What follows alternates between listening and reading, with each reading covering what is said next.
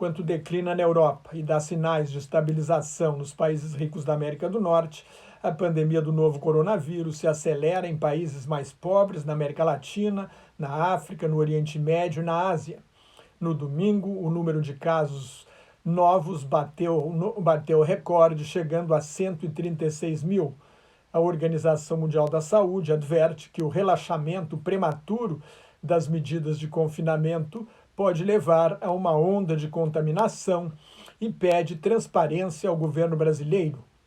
Sem nenhum caso ativo, a Nova Zelândia, exemplo de sucesso, suspende o isolamento social. Os Estados Unidos entraram oficialmente em recessão em fevereiro. O Banco Mundial alerta que a economia dos países em desenvolvimento vai recuar pela primeira vez em 60 anos, jogando 100 milhões de pessoas na miséria. No Brasil, as manobras para manipular as estatísticas foram uma exigência do presidente Jair Bolsonaro para o número de mortes ficar abaixo de 1.000 por dia, noticiou o jornal Estado de São Paulo.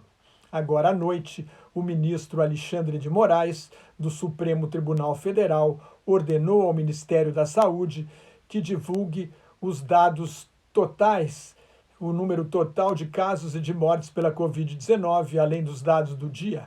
O governo Bolsonaro pretendia divulgar só os dados do dia, sem contar os casos e as mortes anteriores confirmadas depois de alguns dias.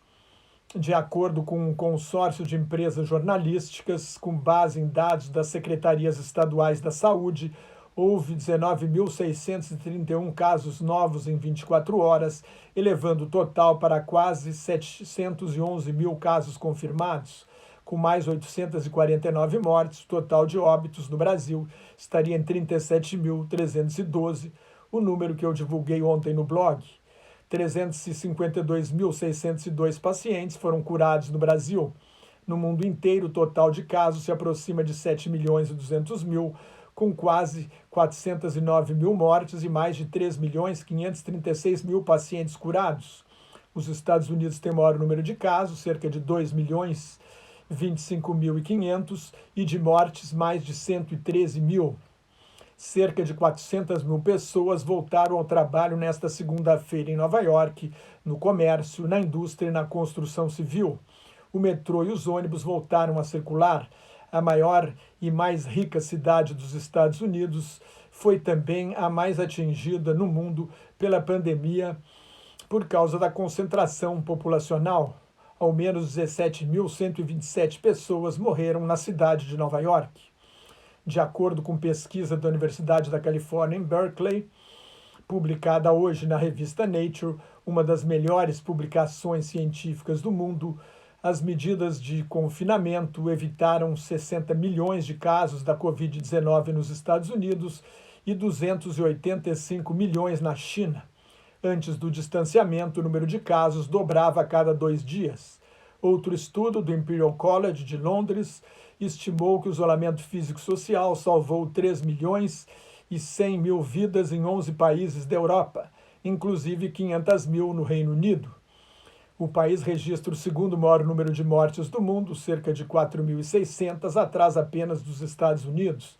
O Reino Unido vai reabrir bares e restaurantes em 22 de junho, mas as escolas primárias só começam a funcionar no próximo ano letivo, que começa em setembro.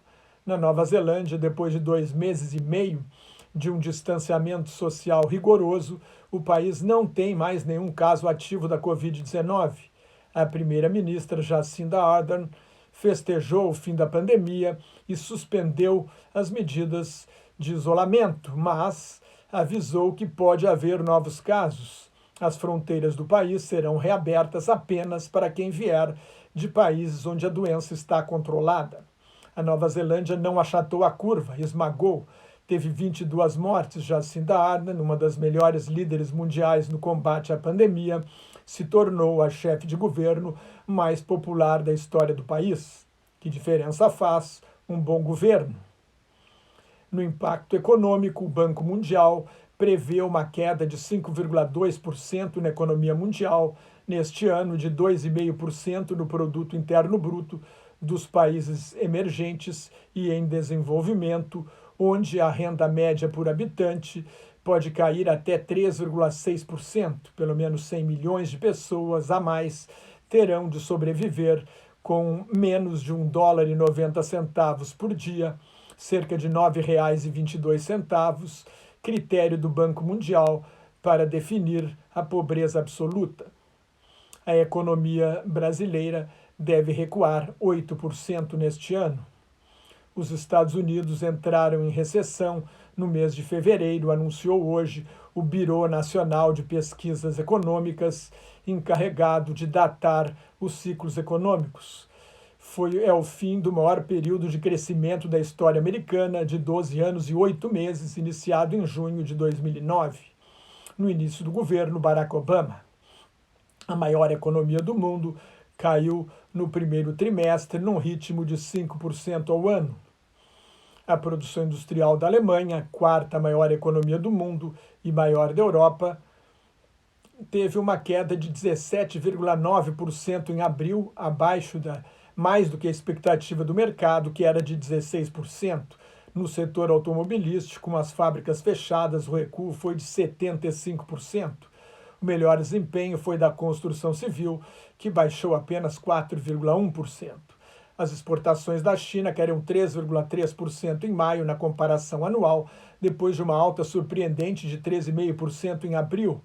As importações foram 16,7% menores, mais do que os 14,2% de abril, num sinal da dificuldade da recuperação da segunda maior economia do mundo, onde começou a pandemia. O índice oficial de desemprego na China subiu de 5,3% em janeiro para 6%. O governo chinês está autorizando o trabalho de mais vendedores ambulantes para evitar uma crise social, o maior temor do regime comunista. A meta do ditador Xi Jinping de erradicar a pobreza absoluta neste ano não deve ser atingida. Cerca de 400 mil marinheiros estão presos em navios que não têm autorização para aportar ou em casa por causa da pandemia, advertem as companhias de navegação. O transporte marítimo é responsável por 85% do comércio internacional, essencial para combater a depressão econômica causada pela Covid-19. Mais notas e comentários sobre política internacional no meu blog Globalização em Crise, que está em nelsonfrancojobim.blogspot.com, no meu Twitter e no Facebook. Cuide-se, fique em casa se não tiver nada importante a fazer na rua e muito obrigado.